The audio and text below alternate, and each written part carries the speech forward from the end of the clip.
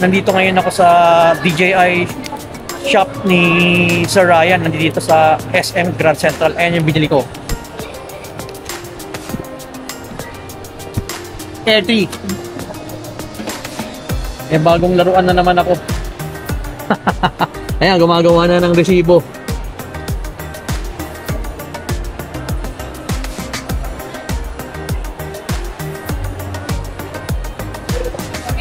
Ganda na naman ang aerial photo natin.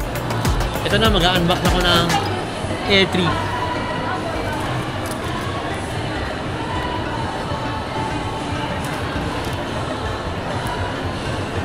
Sarap magbukas ng bago.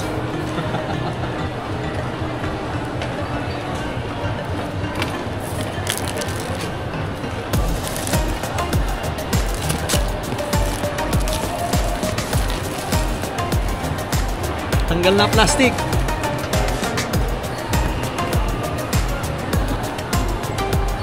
Ito pa.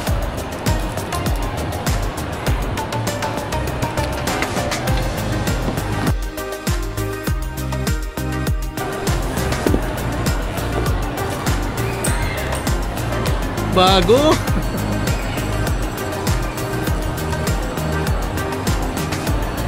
Yan ang mga laman. Propeller, yung drone mismo,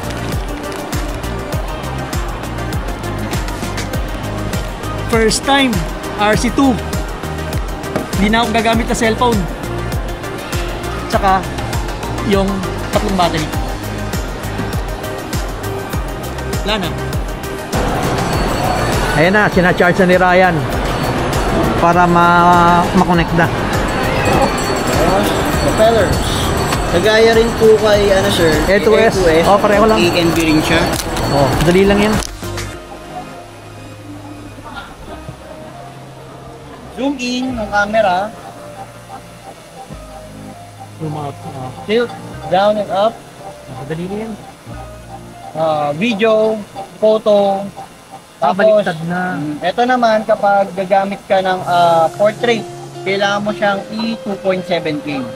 So ayan, ito lang yung makukuha na niya yan pag ganyan. Portrait. Pagka-whole siya, kailangan 4K 60. 4K 60, 4K 30. 4K 60 para malinis na malinis yung kuha.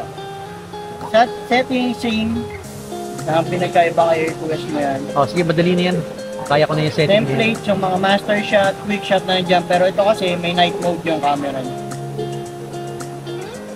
Okay na yan, madali na yan. Panorama shot. Hindi ko rin masyadong ginagamit yan.